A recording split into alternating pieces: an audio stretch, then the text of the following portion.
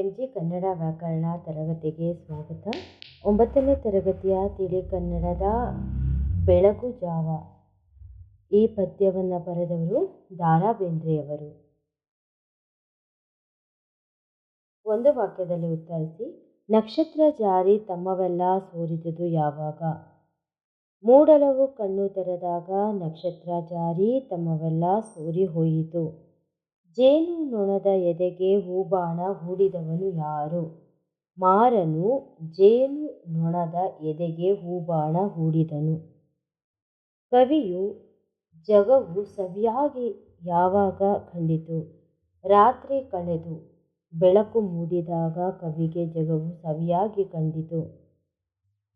ಕವಿ ಮಕ್ಕಳಿಗೆ ಹುಸಿ ನಿದ್ದೆ ಸಾಕು, ಮೇಲೆ ಎದ್ದೇಳಿ ಎಂದು ಏಕೆ ಕರೆ ನೀಡುತ್ತಾರೆ? ತುಂಬು ಬಾಳಿನ ರಸಸ್ವಾದ ಮಾಡಲು ಹುಸಿ ನಿದ್ದೆಯನ್ನು ಬಿಟ್ಟು ಮೇಲೆ ಹೇಳಿ ಎಂದು ಮಕ್ಕಳಿಗೆ ಕವಿ ಕರೆ ನೀಡಿದ್ದಾರೆ. ಜೀವನದ ನದಿಗಿರುವ ಆತಂಕಗಳೇನು? ಜೀವನದ ನದಿಗೆ ಸೆಳವು ಸಾವುಗಳೆಂಬ ಆತಂಕಗಳಿವೆ. ಮುಪ್ಪು ಯಾವುದರಲ್ಲಿ ಮುಳುಗುತ್ತಿರುತ್ತದೆ? ಮುಪ್ಪು ಚಿಂತನದಲ್ಲಿ ಮುಳುಗಿರುತ್ತದೆ.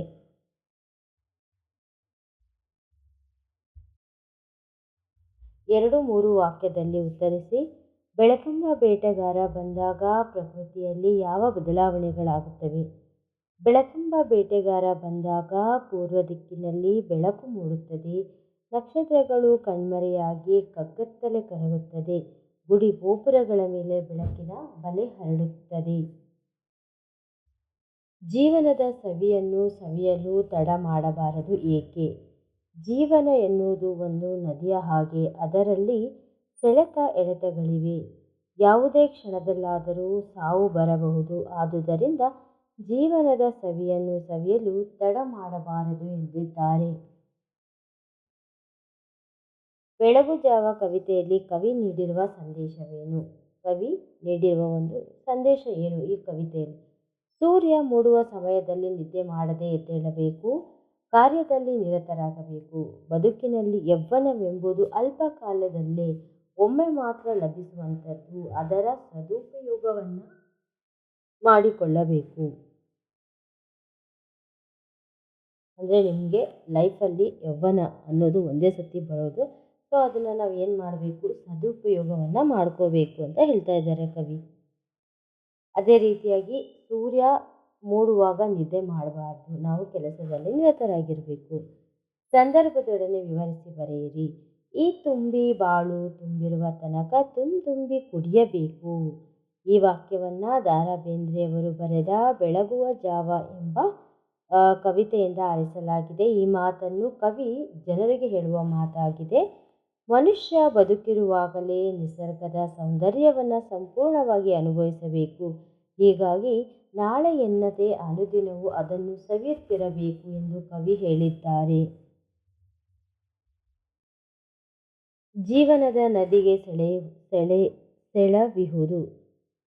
ಇದು ವಾಕ್ಯವನ್ನು ಯಾವ ಪಾಠದಿಂದ ತಗೊಂಡ್ಕೊಂಡಿದೆ ಮತ್ತು ಯಾರು ಬರೆದಿರೋದು ಅಂತ ಮೆನ್ಷನ್ ಮಾಡಬೇಕು. ಕವಿಯ ಹೆಸರು ಮೆನ್ಷನ್ ಮಾಡಬೇಕು ಮತ್ತು ಕವಿ ಯಾರು ಹೇಳ್ತಾ ಇದ್ದಾರೆ ಅನ್ನೋದನ್ನು ನೀವು ಮೆನ್ಷನ್ ಮಾಡಬೇಕಾಗುತ್ತೆ.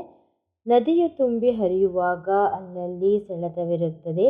ಆ ಸೆಳೆತಕ್ಕೆ ಸಿಕ್ಕಿದ್ದು ಮತ್ತೆಲ್ಲೂ ಹೋಗುತ್ತದೆ. ಹಾಗೆಯೇ ಮನುಷ್ಯನ ಜೀವನದಲ್ಲಿ ಅಂಥ ಸೆಳೆತವಿರುತ್ತದೆ. ಅದು ಯಾವಾಗ ತೋರುತ್ತದೆ ಎನ್ನುವುದನ್ನು ಮುಂಚಿತವಾಗಿ ತಿಳಿಯಲಾಗುವುದಿಲ್ಲ ಎಂದು ವರ್ಣಿಸುವಾಗ ಈ ಮೇಲಿನ ಮಾತನ್ನು ಕವಿ ಹೇಳಿದ್ದಾರೆ. ಜೇನುನೊಣದ ಎದೆಗೆ ಹೂಬಾಣ ಹೂಡಿ ಜುಮ್ ಎಂದು ಬಿಟ್ಟ ಮಾರ.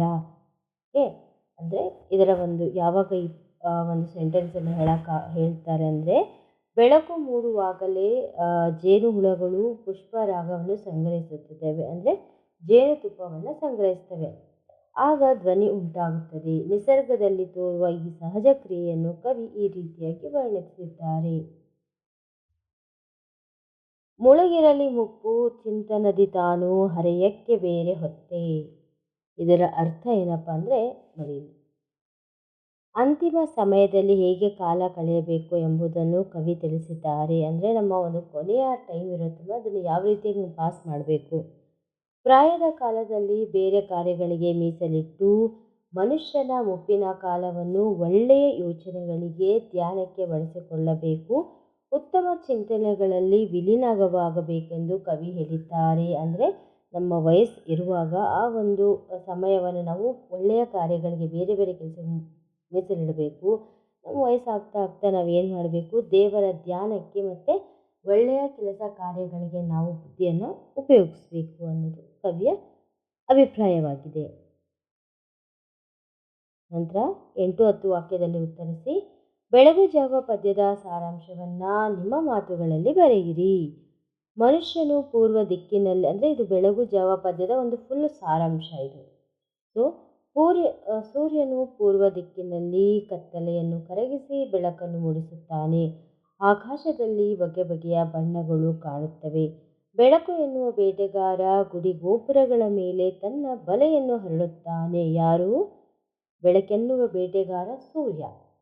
ಮುಂಜಾವಿನ ಈ ಎಳೆ ಬಿಸಿಲಿನ ಸೌಂದರ್ಯಕ್ಕೆ ವಿಶ್ವವೇ ಮಾರು ಹೋಗುತ್ತದೆ. ನಿದ್ರೆಯಿಂದ ಎದ್ದು ಈ ಬೆಳಗಿನ ಸೌಂದರ್ಯವನ್ನು ಸವಿಯಬೇಕು ಎಂದಿದ್ದಾರೆ. ನೀವು ಇನ್ನೂ ಬರ್ಕೋಬೋದು, ಅದಕ್ಕೆ ಇನ್ನೂ ತುಂಬ ಇದೆ. ಓಕೆ, ಸ್ವಂತ ವಾಕ್ಯದಲ್ಲಿ ಬಳಸಿ. ಬೆಳಗಾಯಿತು, ಶಾಲೆಗೆ ಹೋಗಲು ಬೆಳಗಾಗುತ್ತದೆ. ಹೂಬಾಣ, ಮನ್ಮಥನು ಹೂಬಾಣ ಬಿಟ್ಟನು. ಹುಸಿ ನಿದ್ದೆ, ಸೋಮಾರಿಗಳು ಹುಸಿ ನಿದ್ದೆಯನ್ನು ಮಾಡುತ್ತಾರೆ. ಬಲೆ ಬೀಸು, ಮೀನುಗಾರನು ಮೀನುಗಳನ್ನು ಹಿಡಿಯಲು ಬಲೆಯನ್ನು ಬೀಸುತ್ತಾರೆ. ಎಳನಗೆ, ಮುದ್ದು ಕಂದಗಳ ಎಳನಗೆಯನ್ನು ನೋಡಲು ಸುಂದರವಾಗಿರುತ್ತದೆ. ತತ್ಸಮ ತದ್ಭವ ರೂಪ ಬರೆಯಿರಿ. ಬಣ್ಣ ವರ್ಣ, ಕ್ಷಣ ಕ್ಷಣ, ಹರೆಯ ರಾಯ.